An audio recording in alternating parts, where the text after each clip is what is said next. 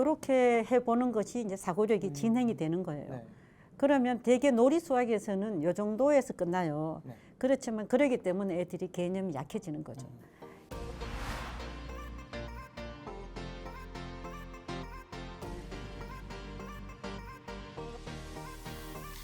안녕하세요. 조작가의 소울빅 토크 코너입니다. 자녀교육 분야의 전문가를 모시고 인터뷰해보는 시간인데요. 자기소개 부탁드릴게요. 안녕하세요. 수포자는 생기는 게 아니라 어른들이 만드는 것이라고 굳게 믿고 주장하고 싶은 수학교사 장연희입니다. 안녕하세요. 네, 반갑습니다. 수포자는 어른들이 만드는 거다. 네. 어떤 뜻일까요? 사실은 얘가 좋아했는데 지도 방법이 나쁘면 수포자가 되어가는 거지. 얘들이 원래 수포자가 되는 인자가 있는 게 아니더라고요. 그러면 어른들이 만든다면 안 만들어야지 우리가.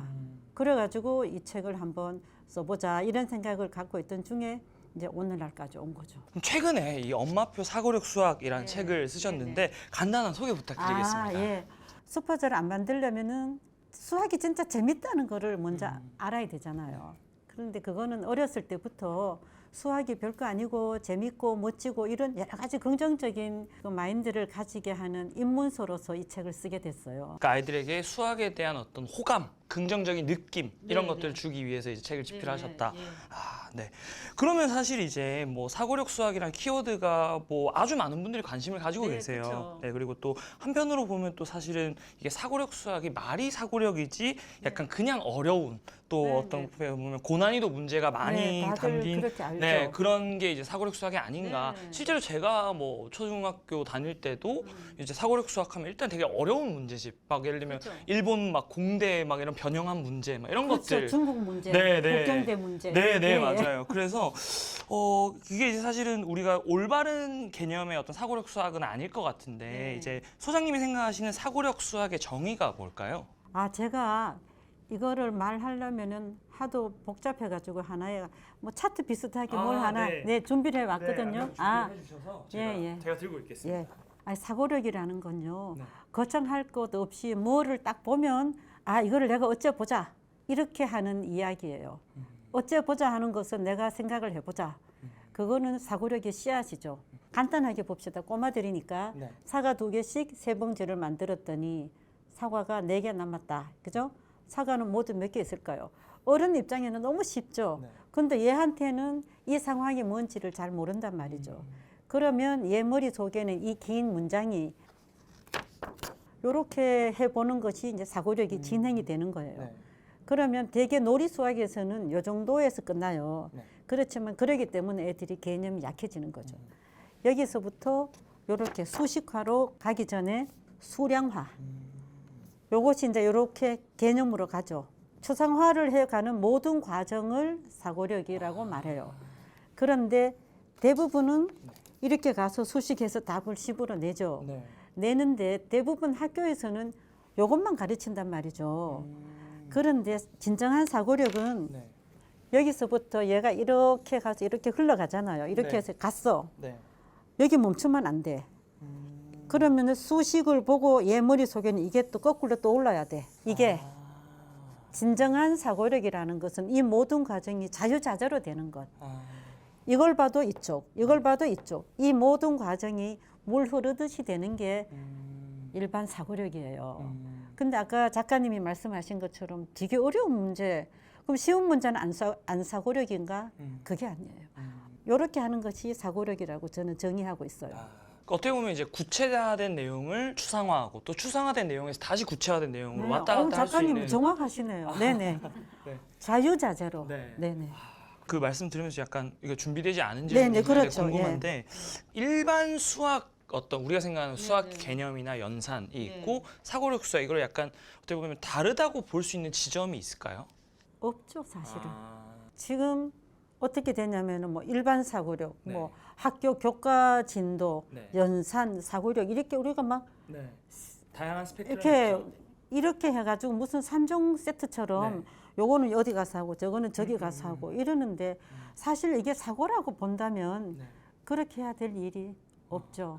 말하기에는 좋아요. 네. 사고력 수학, 뭐 연산 뭐 이렇게 하면은 알아듣기는 쉬운 것 같은데 본질은 그게 아니죠. 그렇죠.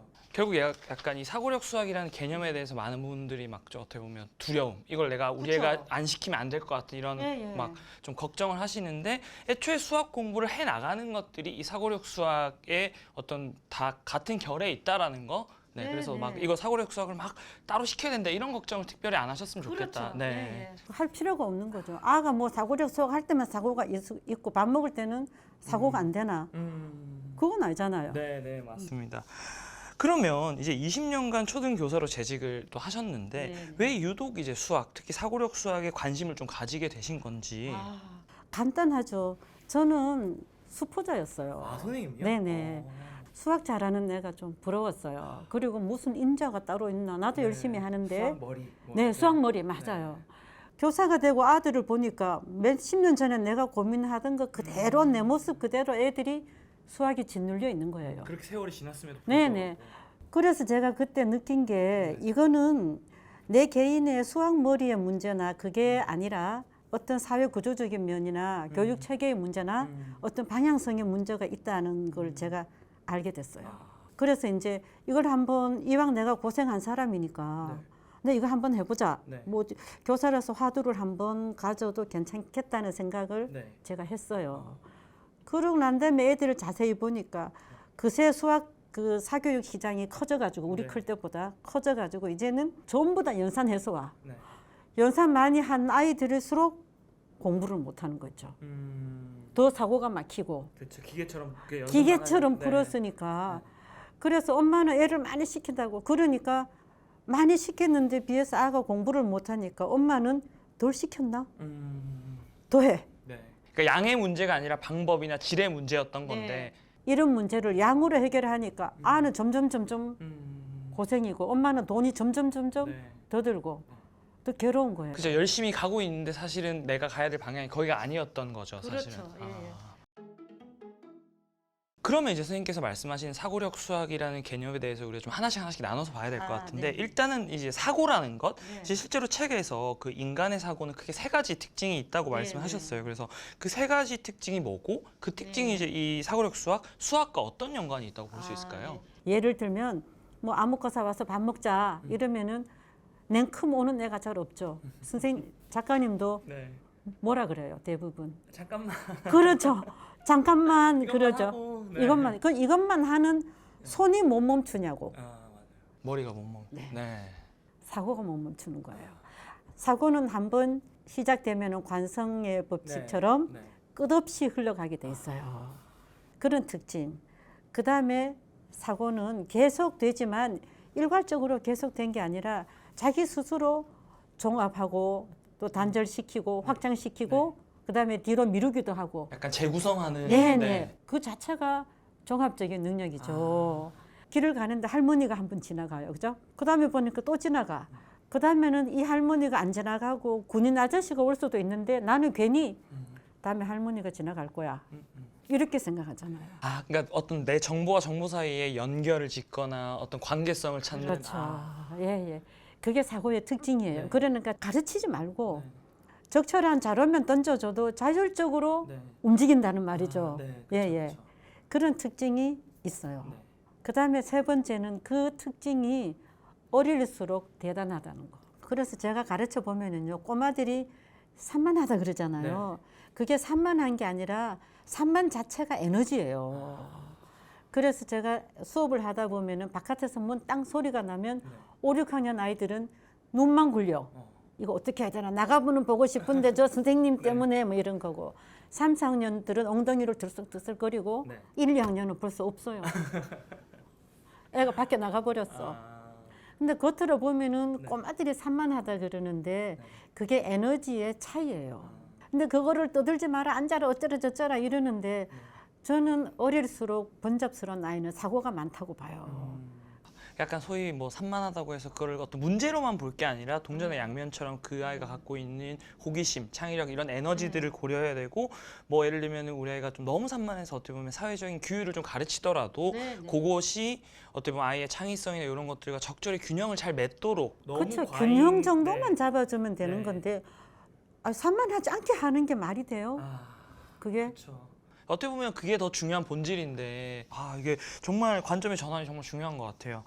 그러면 이제 이런 호기심을 키워주고 창의력을 키워주고 뭔가 생각을 확장을 시켜주려면 결국은 주변에서 부모님이든 선생님이든 중요한 역할이 있을 텐데 그런 측면에서 이제 책에서 사고력을 키우는 가장 좋은 방법은 바로 좋은 질문을 하는 거라고 말씀하셨어요. 그래서 좀 예시로서 뭐 사고가 닫히는 질문 그리고 반대로 사고가 좀 열리는 질문의 예시를 좀 들어주실 수 있을까요? 되게 길 건널 때 엄마들이 네. 야 빨간불이야 네. 빨간불은 건너가면 안 돼 네. 조심해야 돼 이렇게 말했을 때 빨간불이 위험하다는 사고는 누가 했을까요? 그 사고의 결론은 어른들이 한 거죠. 어른들 엄마가 한 거죠. 네. 그리고 사고는 내가 했고 네. 니는 내 사고의 결과에 의해서 니는 내 말만 들으면 돼. 네. 근데 엄마 입장에는 애가 안 다쳐야 되면은 그걸 가르칠 수 있죠. 근데 그 신호등 앞에 서 있는 엄마일지라도 이걸 통해서 사고력을 기른다고 생각을 한다면 질문이 바뀌어지겠죠. 빨간불이 됐을 때 건너가면 어떤 일이 일어날까? 이렇게만 해도 네. 애가 생각하게 되잖아요. 만약에 엄마가 그때그때 빨간불은 위험해 알았지 하고 계속 가르치면은 그 다음 빨간불에도 네. 조심은 하겠지만 이 조심의 이유를 애는 모르는 척 한단 말이죠. 그렇지만 아이가 빨간불이 위험하다는 이유를 사고를 통해서 자기가 결정하면 자기도 조심하지만 다른 애도 가르칠 수 있어요. 사고가 그렇게 확장된다는 말이죠. 그다음에 2 더하기 3이 얼마야? 이렇게 하고 물으면 엄마 입장에는 5가 나오면 좋겠죠. 답이 나오도록 가르치는 거지 사고가 열리도록 하는 행동은 아니죠. 차라리 애한테 2에다가 3을 더하면 이게 처음부터 커지겠니? 하고 묻는다든지 어떻게 될까? 작아질까? 이렇게만 물어줘도 2 더하기 3을 다시금 애가 이게 보게 되잖아요. 이걸 어떻게 하지? 신중하게 한번 경험해 보면 얘 사고가 늘어난다고 볼 수 있죠.